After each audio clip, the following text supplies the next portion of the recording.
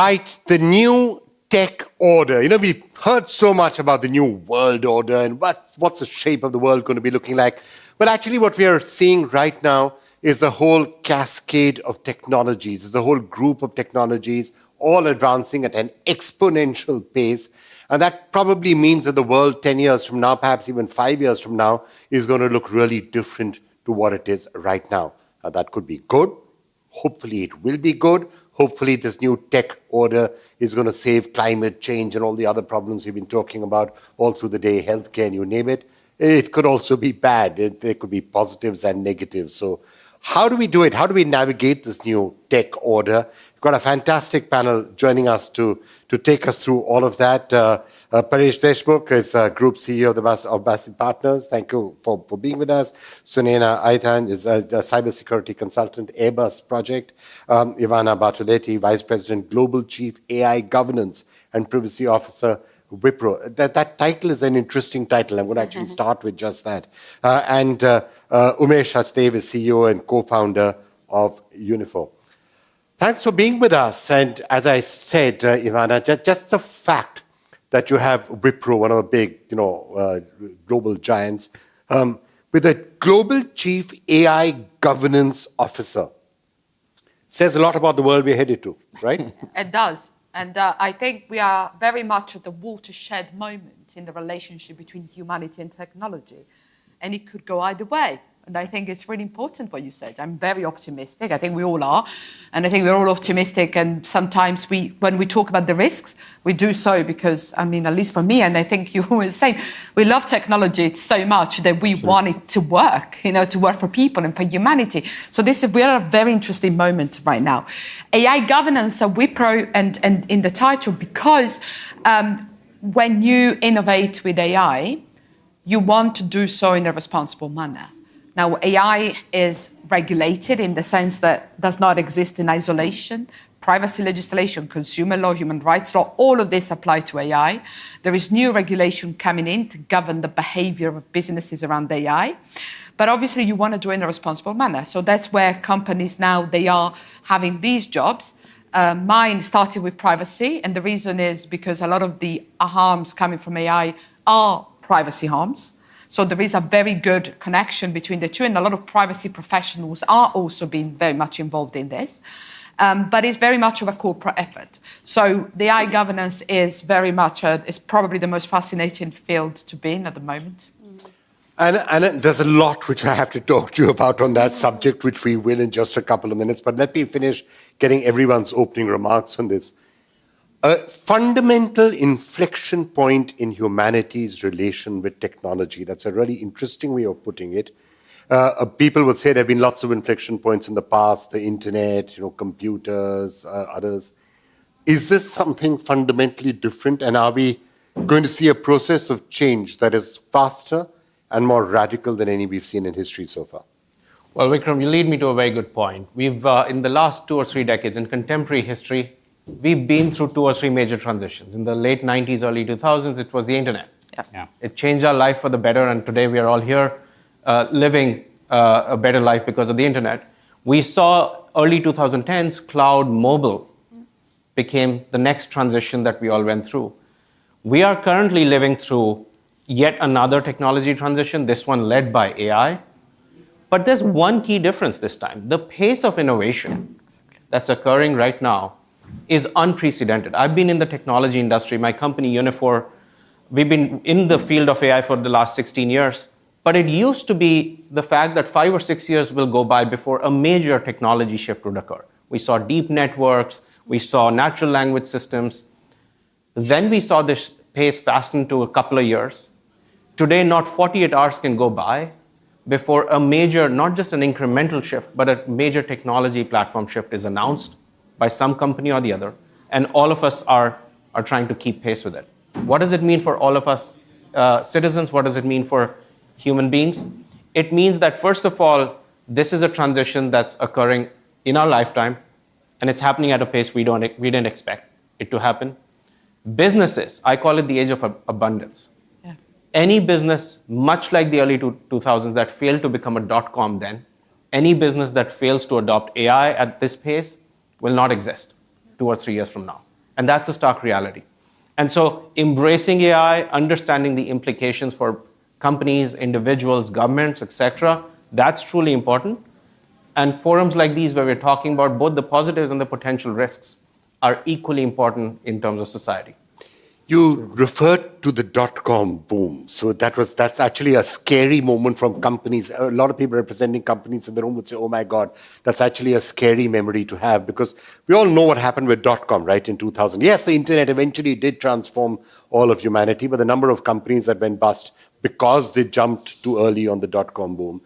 Even today, you have, every time NVIDIA hits a new high, people say, is it the Cisco or the Sun Microsystems of this new era? Could that happen once again? There was a big bust at that time before the internet really took off. It's great to have history as a teacher to all of us. The dot-com boom was completely different. What we saw then, including companies like Cisco, which are major businesses even today, by the way, we first saw in the dot-com bust that occurred, the bubble burst in the year 2000, that there were pet.com and companies like that where multiples on revenue went through the roof. Fortunately, with NVIDIA and others, that's not what's happening. NVIDIA's actual earnings every quarter are going through the roof, which means there's an insatiable demand of setting up this AI infrastructure, the new AI factories, as NVIDIA is calling it, around the world. Having said that, each time we have seen a technology boom. .com was first, Bitcoin was the more recent one. We see this phenomenon, that there is an initial hype that gets built up, and today is no different.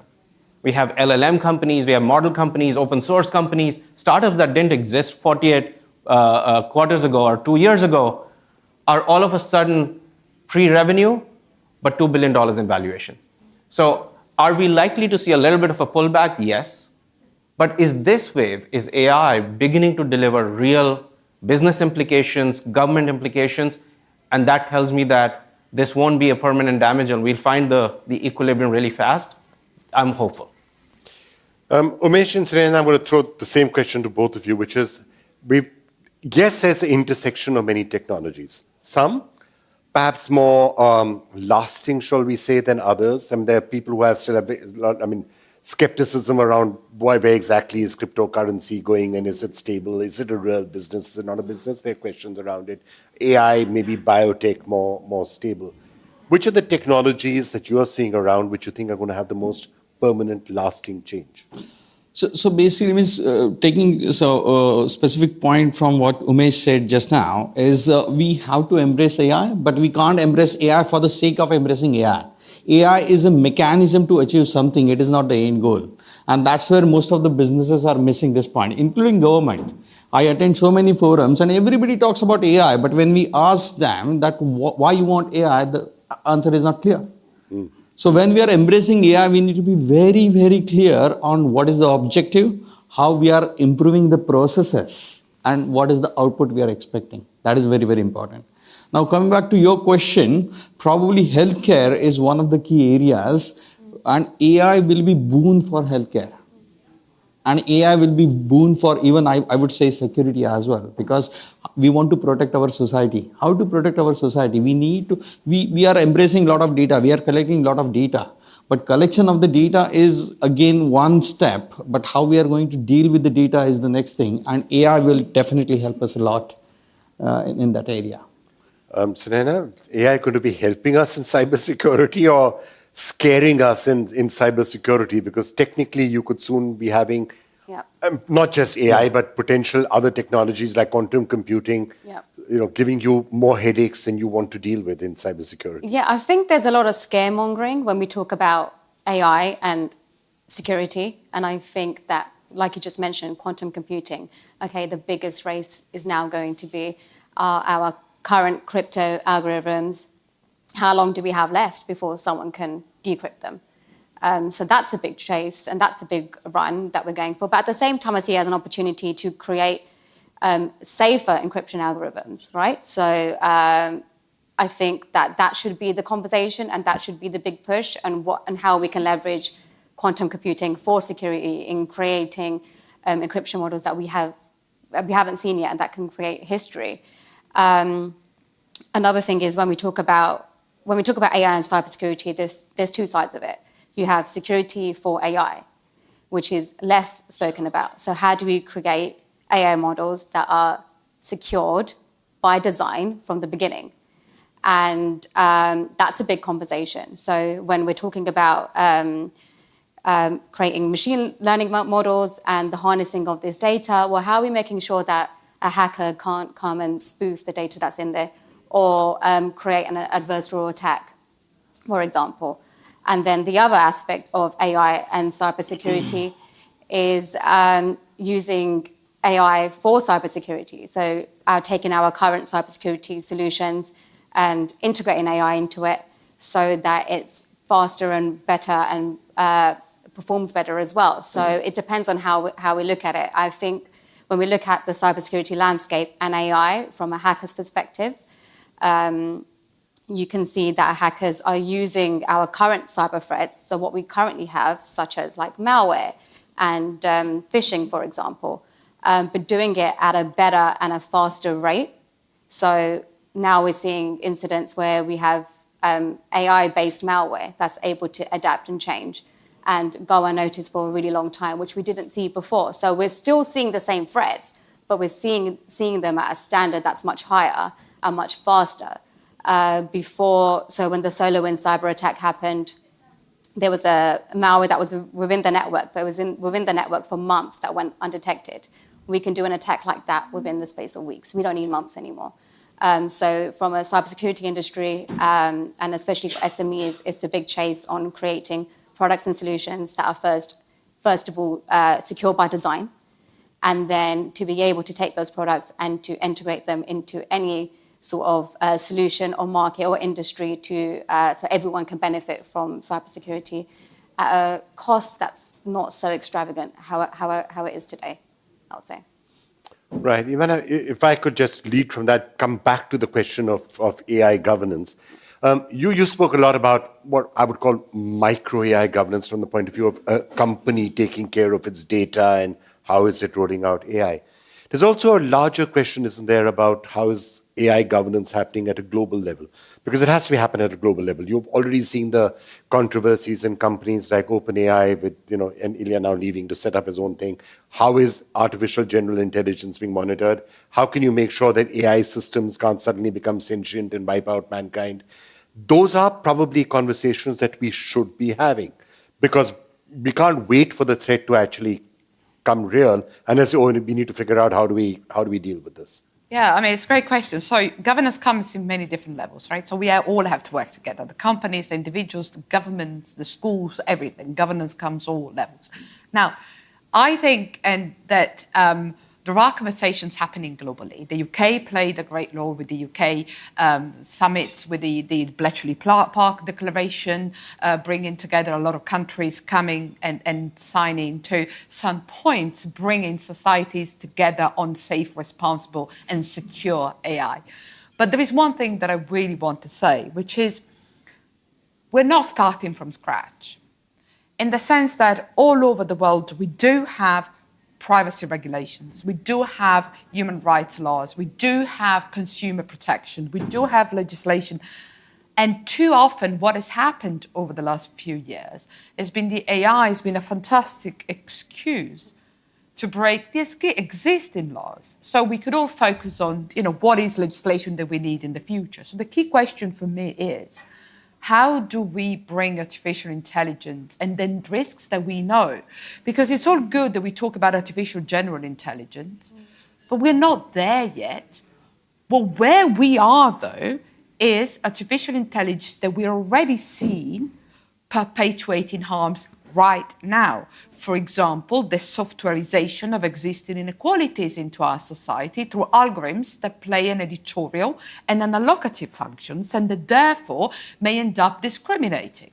We're already seeing the cybersecurity risks that you spoke brilliantly about, and we are already seeing, for example, the potential harms to our democratic viabilities through deepfakes. Yeah.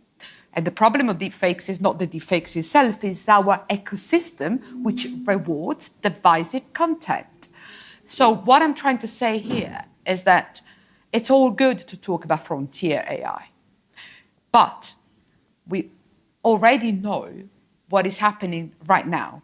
And I worry that the future and the focus on frontier AI and AGI is taking us away from what we know now about the risks that we're facing, and we're not looking into them enough.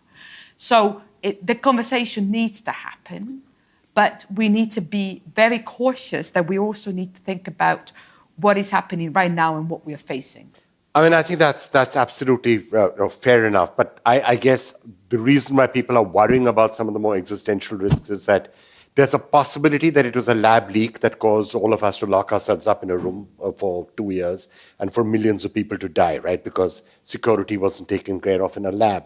If you're playing around with biotech, if you're playing around with AGI, if you're playing around with ASI and doing so in conditions that are less than perfectly secure, that has existential consequences that go beyond privacy and someone's data. Those can have terrible consequences, but that could have even worse consequences.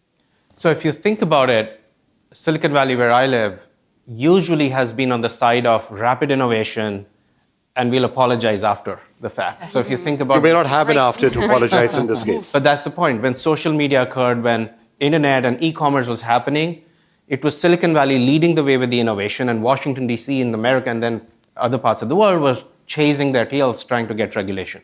This is the first time, Vikram, that we've seen Silicon Valley right out at the outset, Sam Altman, Elon Musk, make a beeline towards Washington, D.C., asking for regulation. And as a society... Sam Altman less so than some of the other names. Well, he was in front of Congress saying we need to regulate this thing. And I think there's a reason in that. We as a society need to pay cognizance to that.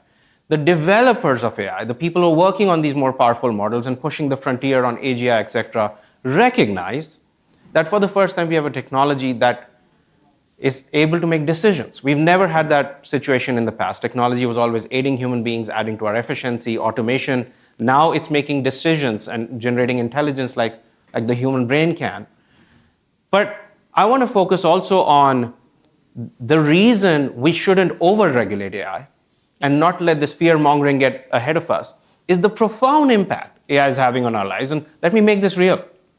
We've all had experiences where we're driving on a freeway, highway, with the family, roadside assistance, flat tire, you need help. Typically, this process would take about 45 minutes for somebody to come on the phone, process your claims, send you help, etc. Now with Gen AI, some of these insurance companies are able to deliver that in less than 10 minutes. Is it great for society, great for consumer, great for business? Yes. All right. One of my customers, one of India's largest motorcycle brands, is using AI to understand consumer sentiments, etc. So there are massive positive implications, healthcare, cure of cancer. But the flip side, and it doesn't just have to be regulation and government legislation. You speak about the changes in human lives and society and what will the world look like in 3 years. We need legal frameworks now to emerge. A few months ago, we saw Air Canada get challenged in the Canadian jurisdiction. A consumer of Air Canada took it to court and said, your chatbot discriminated against me. Yep. Who lost the case? Not the provider of the AI model, not the consumer, Air Canada. All right? So companies, legal jurisdictions, we all have to adapt. It is a moment of transition. It's moving really fast. And I think the risk of us doing this fear-mongering is what we saw with the EU Act, where we need government's intervention, right. But if the governments overstep, they could stifle the pace of innovation.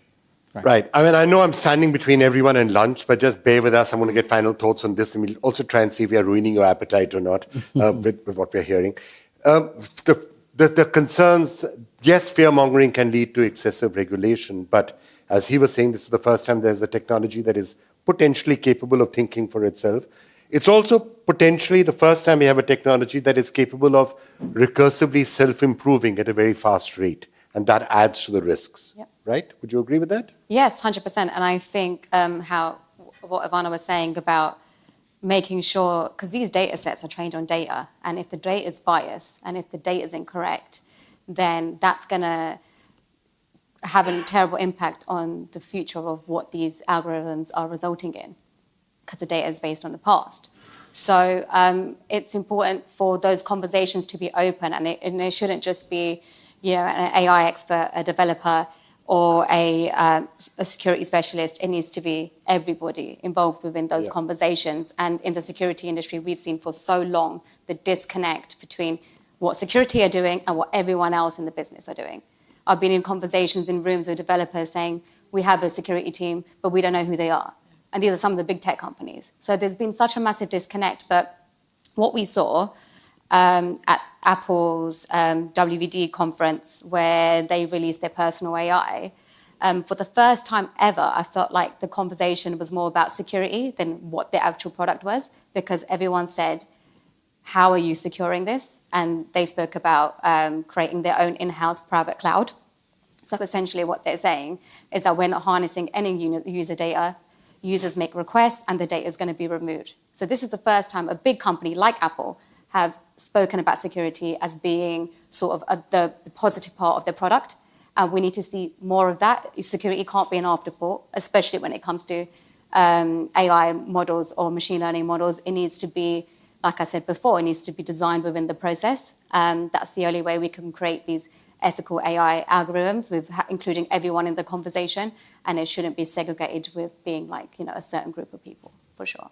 All right, last word from you. Yeah, absolutely. So I strongly believe that AI should have human override. It need not be allowed to run on its own. I don't know the case details, but if that company would have relied on automated decision making using bot, then I'm more than happy that company lost the case. It should never happen. AI should be regulated really well, because if you do data poisoning, if there is any other mistakes, then it is life-threatening for sure. So it is a big genie. If it is not controlled really well, it can kill you. Well, so lots of promises of the new tech order, lots of challenges as well. And I think it's really going to be important to figure out how best we are navigating this, the downside and the catches and what the issues are.